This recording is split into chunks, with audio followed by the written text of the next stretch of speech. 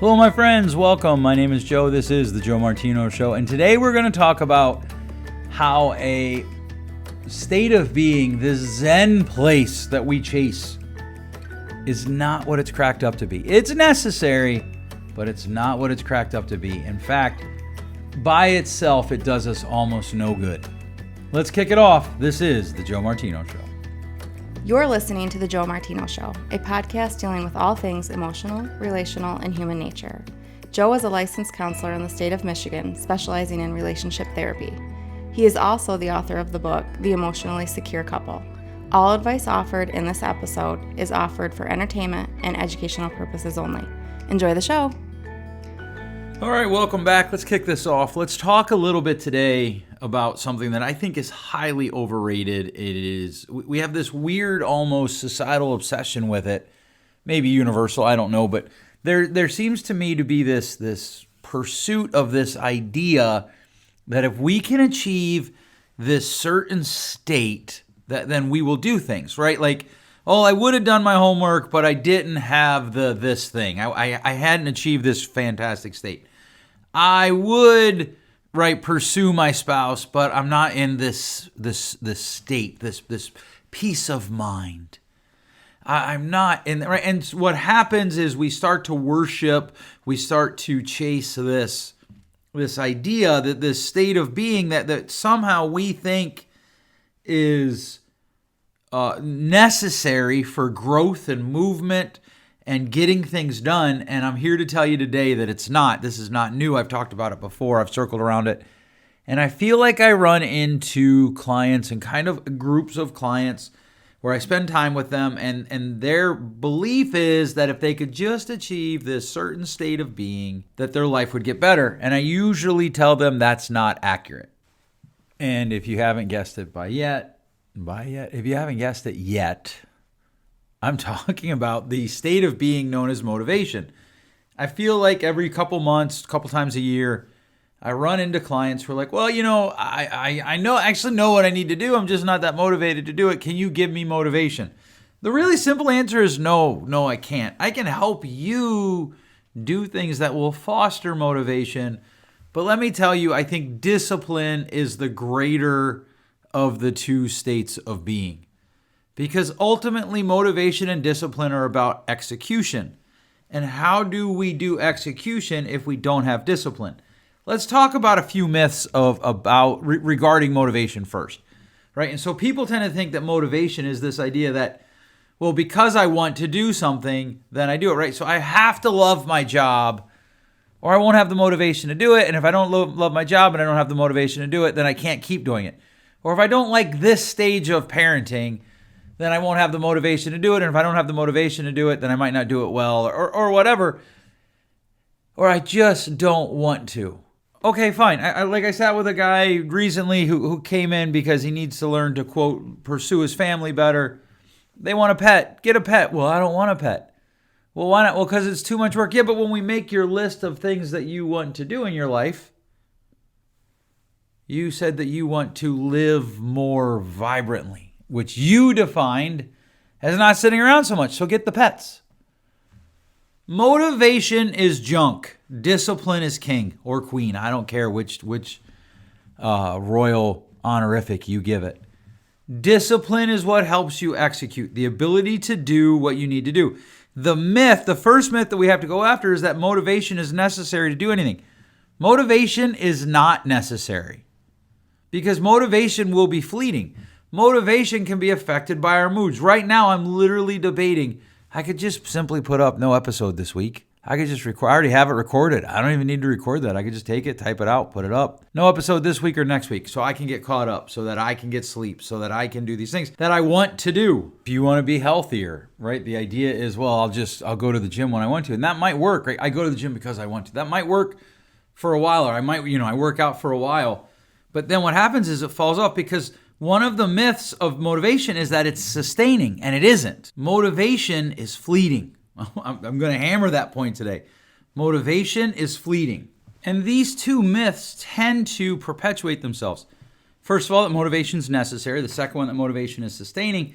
And then that third one of, like, motivation is this panacea that makes the dislike of something that has to be done better. It rarely does. Now, you can have what we would call intention, but even that's different than motivation. So then what is necessary? And obviously I've said it's discipline.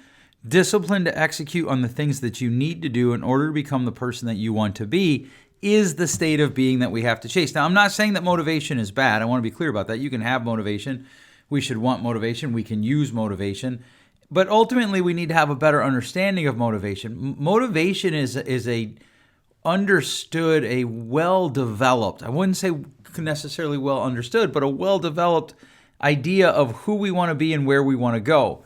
So this element of being motivated is, okay, I need to do these things because I want that outcome, whatever that outcome is.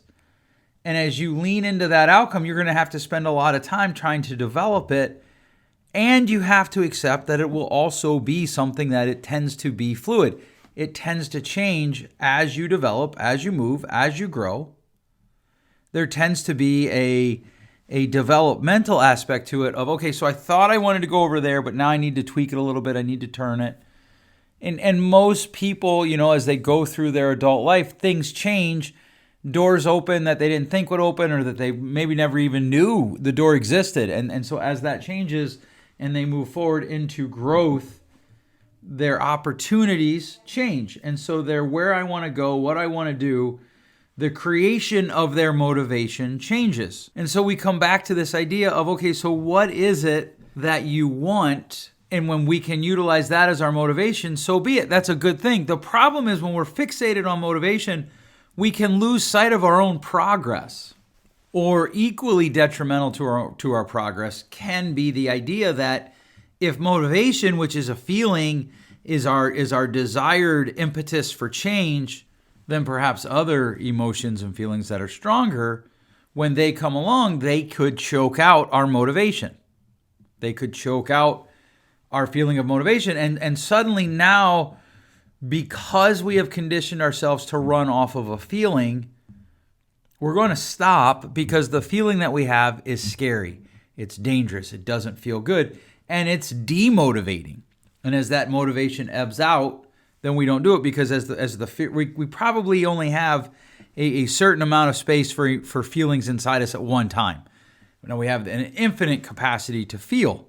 But at one time, you're probably not going to feel great motivation and overwhelming fear at the same time. Now, with motivation, you probably will feel some fear, and certainly people who are able to master their ability to control how their body responds to fear, fear doesn't go away, they just transcend it. And sometimes fear isn't a part of it at all. In fact, it isn't an emotion at all. It's something we don't know. Often when I'm talking to people, I'll get questions about like, hey, how can I read more? How do you read so much, etc.? And some of that is I'm able to read fast, which is something that I was just kind of born with. I don't know that I think you can develop that a little bit. But part of it is I had to teach myself the discipline of reading, even though I enjoy reading. So, okay, at night, I can spend time watching TV before I go to bed, or I can spend time reading. In my car, I've learned to listen to audiobooks. And this is something I want to bring up. When I first tried an audiobook, I didn't like it. I didn't do well. In fact, the first audiobook that I've ever received, I didn't listen to because I found myself zoning out while I was driving. I have some ADHD, so I'd be driving down and I'd be listening to the narrator, and then I'd look over and be like, oh, hey, green grass. And I don't say that to be funny. I do a little bit say it to be funny, but it really was the experience. And then later, a couple years later, I realized, man, I'm leaving so much time on the table that I could be doing things with that would benefit me, that would benefit those I love. One of those is reading. I have drive every day. I live in the country. I live in a bedroom community for Grand Rapids. And so when I have to drive to Grand Rapids, that's a 30-minute drive one way. So that's an hour a day. I can listen to a book. I had to force myself to be on the lookout for when my mind would wander and come back to the book. And sometimes I would rewrite. Now, I don't do this very much anymore, but when I was first developing this skill, it was something I had to do. I'd realize, oh man, my mind is wandering. I'm looking at the green grass or that squirrel over there, or look at that star. and I'm not paying attention to the book. I got to go back. Over time, I'm able to develop that into now it's a habit. When I get in the car, it's rare. Like even recently, there was a baseball game on that I was interested in. And I listened to a few pitches, but then I switched over to a book. And I'm able to knock out more books that way because I have that time anyhow that I have to be in the car. And I can listen to the book. And it helps me develop the mental discipline of paying attention.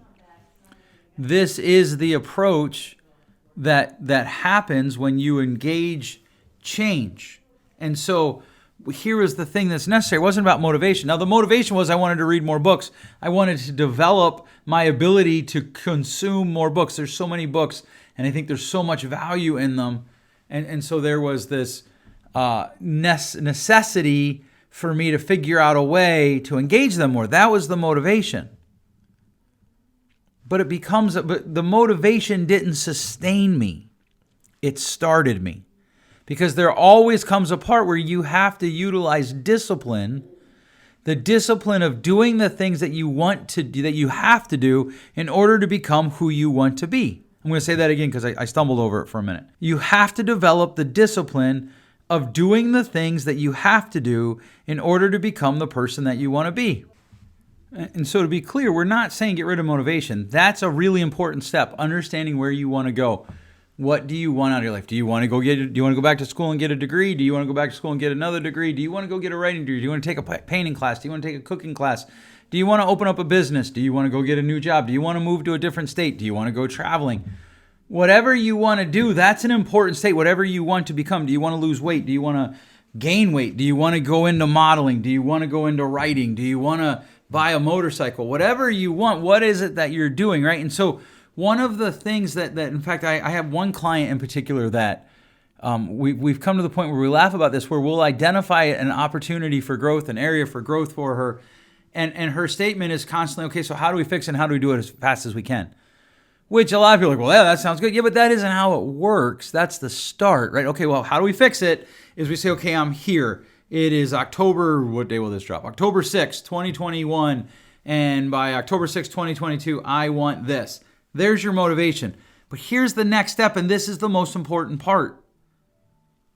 What are the behaviors that I have to engage in to achieve that desire? What are the behaviors that I have to engage in to achieve that person that I want to be, to make sure that that happens? And this could be a long list, but usually there are 3 or 4 catalyst behaviors that if you can get them down as habitual, the rest will follow.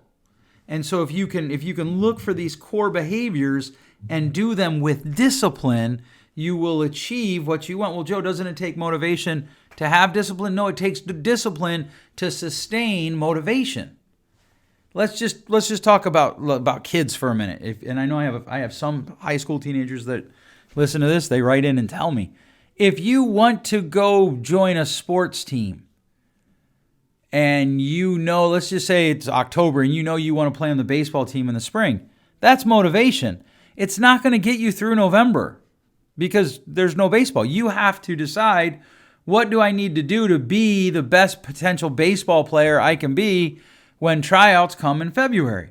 What are the things that I can do in November? And there's probably 1 or 2 things that you need to do that if you can do them on repeat, it will sustain your motivation. And it will allow you to then add behaviors 3 and 4. And then once you have those behaviors habitualized, then you can add behaviors 5 and 6. And this is true for almost everything we do. I talk to parents all the time, and I remind them, like, look, whether or not your child's behavior changed at this moment is not the metric for whether or not what you're doing is actually beneficial or actually working.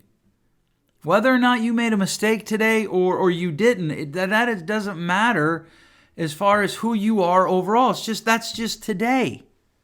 But the behaviors that we do on the habit, that we do habitually, they define us, whether we want them to or not. They define us in this moment. Now, the beautiful thing about life is as long as your heart is beating and your chest is working and you have your brain going for you, whoever you are today, you don't have to be forever. The parts of you that you would like to see grow and change, they can grow and they can change. when you engage in new behaviors. But Joe, I just can't help it. This is who I am. Not true. You can help it. You can change. But one of the things you have to do is you have to move past motivation to discipline. I was working with a guy who wanted to change his tone, which is really hard. It's really hard. He's like, I just think that my tone is what hurts me when I talk to people, when I talk to my wife. I don't know, he'd been married 5 or 6 years. And he had told me, he's like, so what we had to do is I had to talk to him about, okay, what is the tone that you want to convey? And then we practice it. And then we'd practice it. And then we'd practice it. And then we'd practice it. You'll notice that these are behaviors. And over time, the practicing became so much that it became his second nature. He intentionally wired his brain to work a certain way so that the tone changed because he engaged in different behaviors. But he had to have the discipline to do that. I worked with a couple one time, and they were like, our biggest problem is communication, which it wasn't. But I was like, okay, well, we'll go after that.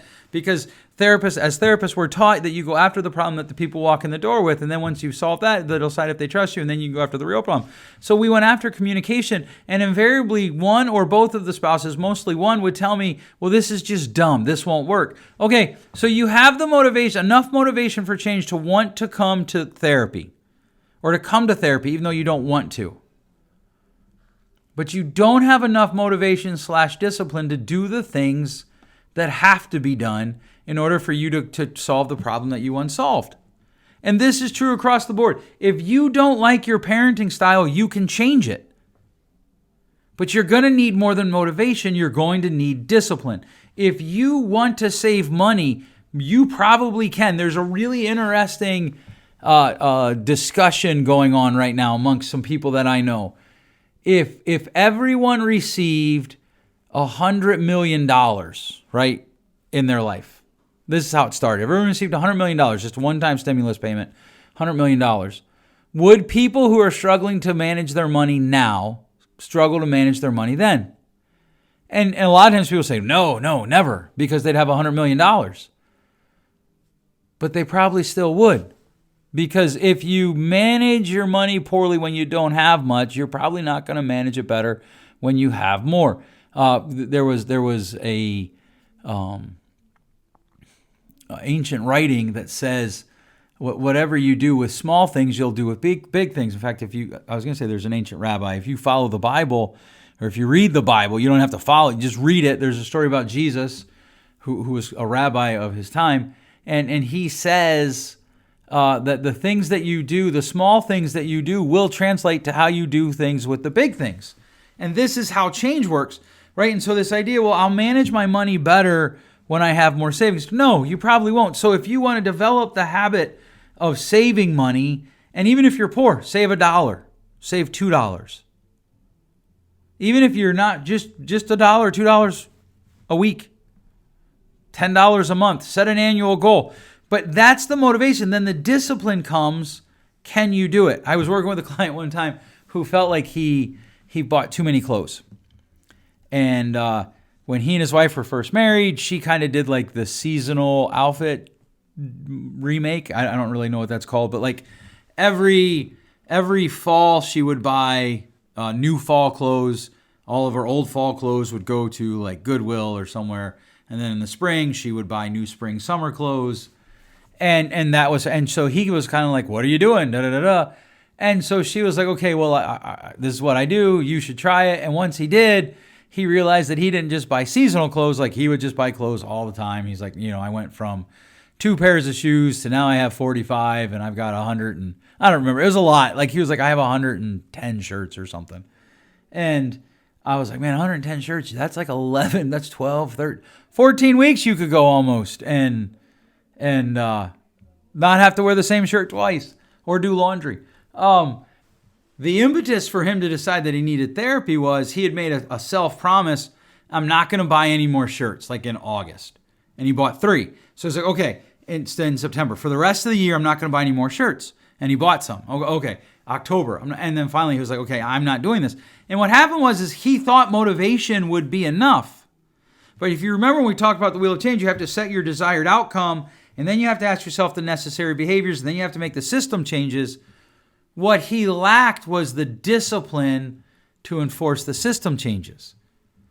which was, hey, have you thought about putting like a limit on your card that you couldn't buy these shirts? Or have you thought about having to like do some sort of physical activity at the end of the day? So one of my clients, I was talking to them, I don't remember what it was about. I think it was about writing. And we were talking about Jerry Seinfeld one time talked about how he created things is he would just start and then he would put an X in the calendar. And he was making chains, and he wanted to make the longest chain that he possibly could of that behavior. So every day he would connect the X's. But what those X's did was they gave him motivation to do disciplined things. Right? It's not either or, it's both and, as it often is with these things. And so I want to ask you, what do you want your life to look like 3 months from now, 6 months from now, nine months from now, a year from now, 2 years from now, 5 years from now? What is the job that you thought, man, maybe I should go apply for that, but I'd have to do this. And it's easier to watch Netflix than it is to do whatever this is. What is the thing that you want to do? And then what are the behaviors that you would have to do to achieve that? Out of that list of behaviors, just pick 2. Go after it. What would it look like for you to be disciplined to do those things? What would that look like for you? And so what I want you to consider is, who do I want to be? What do I want to be? What's the behaviors that I have to chase to do that? Just 1 or 2 things. How is your parenting? How is it going showing your spouse that you love them, that you want to pursue them, that you want to be with them? Well, I could probably improve there. Okay, cool. I could probably improve there is the start of a motivational place. Why would you want to improve there? And then what are the behaviors that you need to discipline yourself to do? Let me know in the comments. Email me, joe@joemartino.com. Put podcast in the subject line. But let me know. I'd love to know, what are the things that you're trying to do and what are the behaviors that you're engaging in that can take you where you want to go. Thanks so much for listening. We'll catch you next time. Thanks for listening. If you enjoyed today's show, please share with a friend. And hey, give us that rating in your podcast store. Until next time, change possible.